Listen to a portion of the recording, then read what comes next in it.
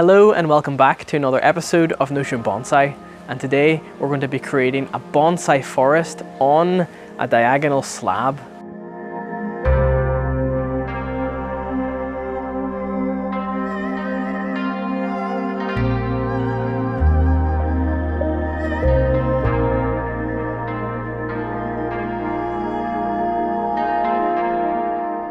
Now today we're here in Attila's garden once again, and we're going to be planting our project today on something Attila made on his YouTube channel. So this is the great big slab that Attila has made out of cement. So you want to just talk a little bit about what inspired you to make this and also what techniques you used in making it? So the inspiration was, I seen online this Mr. Kimura's huge bonsai forest. Put it on, like it was actually like a pot/a slab, and I love that composition of that forest. So I tried to kind of like replicate it, but in the same time put your own taste to it.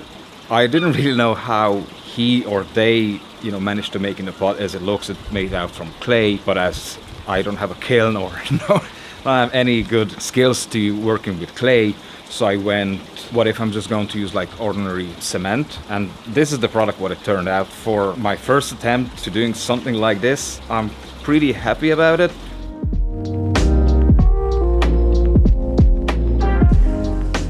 And now the tools that we're going to be using in this video today are a drill, some ordinary garden wire, a saw, a bonsai root hook, or you could use a chopstick, some root pruning shears, root cutters, a root rake, branch cutters, wire cutters, and some gin pliers. And now by no means do you need all of these specialized bonsai tools. For example, instead of having this bonsai saw, you could use an ordinary saw for cutting wood. A chopstick's pretty easy to come by. Instead of a root rake, you could use like a garden rake, just whatever you have at your disposal to work with. You just want to make sure that whatever tools that you do use are clean and sharp. Clean because you don't want to introduce any fungal or bacterial infections to the trees, and sharp because a clean cut will heal so much faster and more efficiently than a blunt cut that's sort of been squashed by a blunt tool.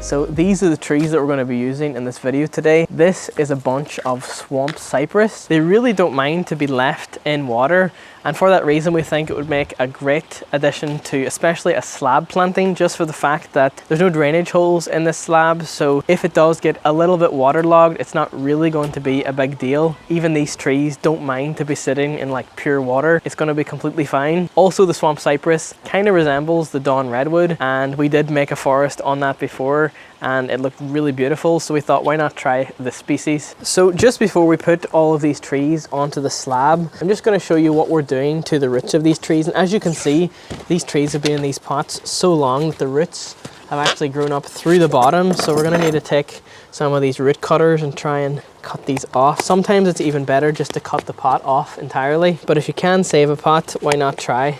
I'm just going to cut through this pot because it's just way too much to try and get it out.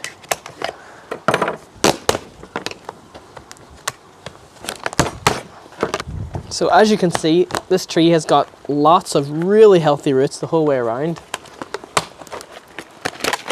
I'm just going to start by raking away at the roots with the root hook. I find the root hook works a lot better on larger trees like this, and as we work on the roots, we're working outward from the trunk. So when I drag the root hook across the soil like this, I'm always working from the trunk. Here we got some weeds. I'm going to take this root rake and do the same, working outward from the trunk, and this soil's coming away pretty easily.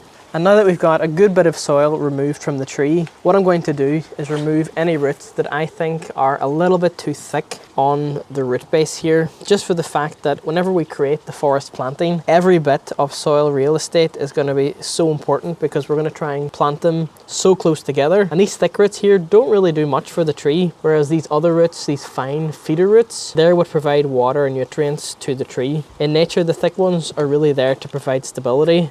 And in our case, we really don't need these. So I'm going to cut that right into here. As I go around the trunk here, I'm noticing more pretty thick ones here. And it just, as you can see, where it hit the side of the pot and went straight down. So at that point where it hits the side of the pot, I'm just going to cut it. And that just improves the root base here. Here, there's another pretty thick root that's not really doing anything for the tree. Although it is important to check just before you do remove crazy thick roots like this, is it connected to a lot of feeder roots? And this one isn't really, so we can cut that here. And now if you are working on the roots of a tree, especially if it is a hot and windy day where you are, I find it's handy just to keep a spray bottle of water nearby, just to mist the roots so that they don't dry out. Because if your roots do dry out as you're repotting, the health of the tree could suffer as a result. I'm just going to keep raking away this old soil just to really see what's going on in these roots. Here, there's another thick root, and get rid of that.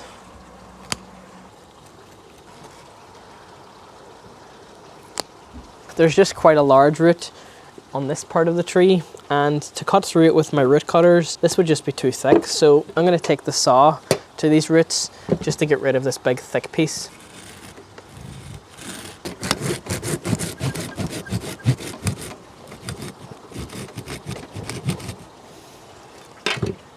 So I've just sawn this piece off that was winding around the trunk. The roots will look a little bit worse for wear after doing this procedure because taking off so much, but long term, the tree will look so much better when this grows. That's all I've removed there. Just raking away more of the old soil just to see everything that's going on and finally there's this other big thick root at the bottom here, and this would just prevent the tree from being able to sit further down in the pot so it would look more established. If this was here, it would be slightly too raised up in the slab, so I'm just going to remove this thick one. You want to make sure whenever you're sawing like this that you're not cutting through important roots.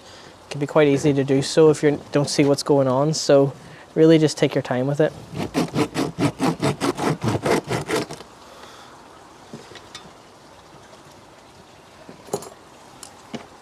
I'm just going to clean up. All right, I think I'm pretty happy with how these roots are looking.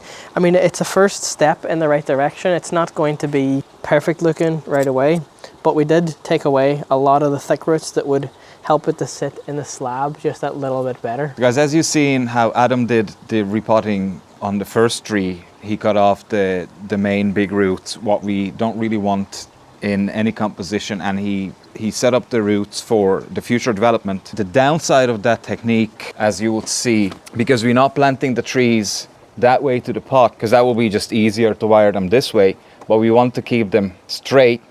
So this will make it a bit difficult, or we just need to use our brain, how we actually going to manage to mount them in this angle to the slab. There's another way how you could do it. It's not the proper way how Adam did, but I was just thinking of it, just give it a go and let it try. And what I meant is basically you get another tree, and then instead of doing a proper repot, what if we just cut down to the angle, and then it will be way easier to mount it to the pot. In short term is the easy way, but we are thinking let's put our brains into it and do some engineering how we can mount them properly on the slab, but the root work how Adam did it. So now let's see how the easier technique will turn out.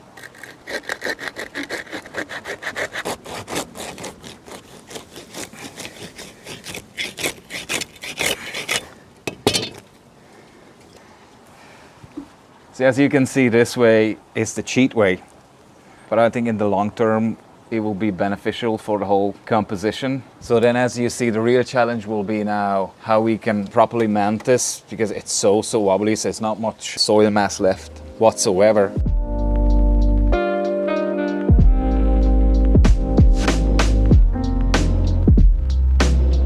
So after some time, we've worked on the roots on all the trees we're going to work on. We have them sitting in a barrel of water back here just to keep the roots moist until we're ready to work on them. Before we go ahead and start assembling the planting together, we're just seeing how the planting would look with trees in different spots. So this particular tree is the thickest of all of the trees that's going to be in the planting. So this is essentially the main tree, and this is the one that the eye is going to be drawn to the most when you look at the planting. So we really want to put this in a really important place.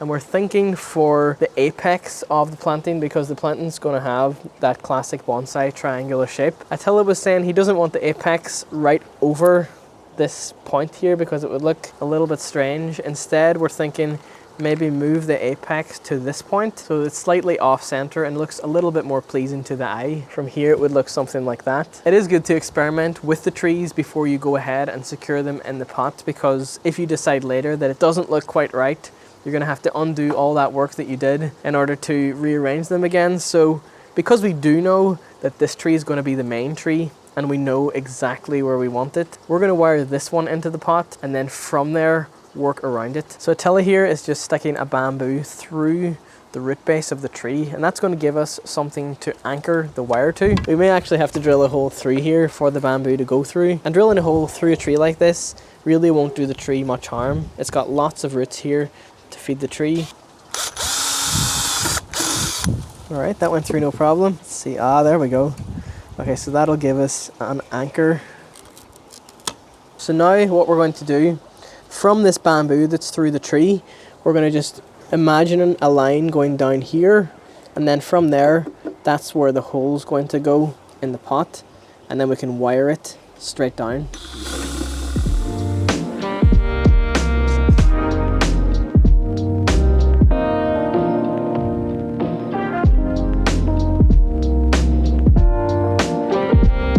It feels like the tree wants to do that. Like even when that's tight, when it does that, it loosens. It's like, I think we might need a tie going that way. So that's holding the tree really nicely. We're just tying it now on the outside of the pot. So now we just have to do this same procedure to all trees that's going into this planting. There may be different approaches to how we've actually mounted it to the pot from what we have done here, but the basic idea will be the same.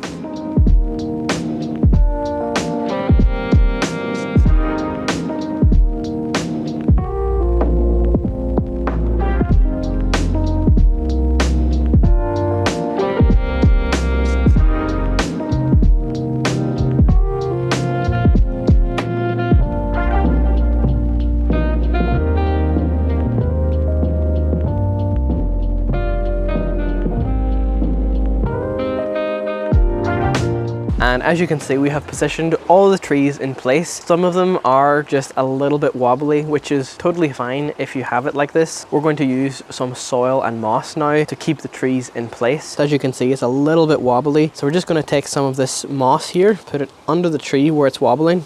And now as you can see, after working in just a little bit of moss underneath, that tree is so much more secure.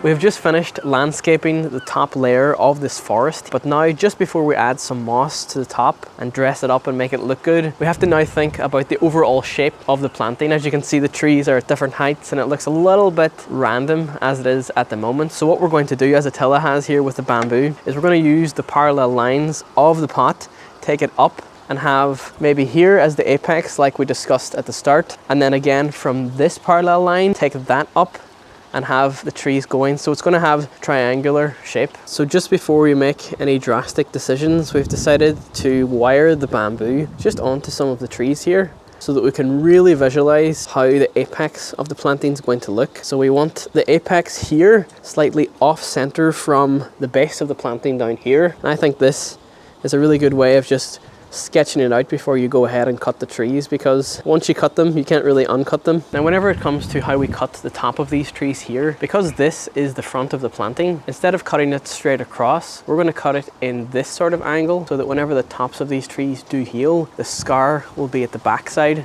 So instead of cutting it straight across like this, I'm just taking the branch cutters, just coming in at an angle like this. So now as you can see, the scar will heal over that way. Just going to clean this up a little. Again, keeping that same angle as we cut.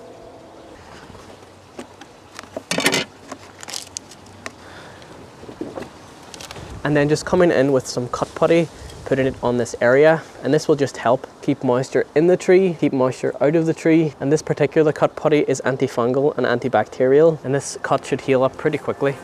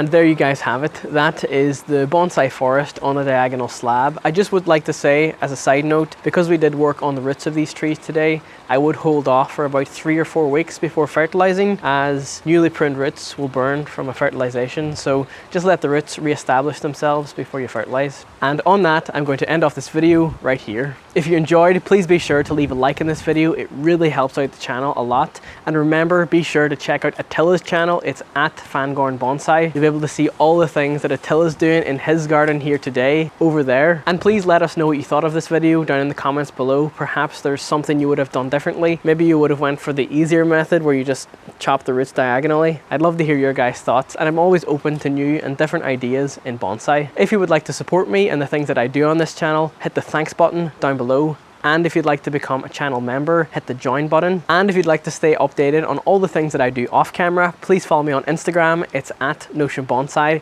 and you'll be able to see all the things that I do on there. But on that, thank you so very much for watching.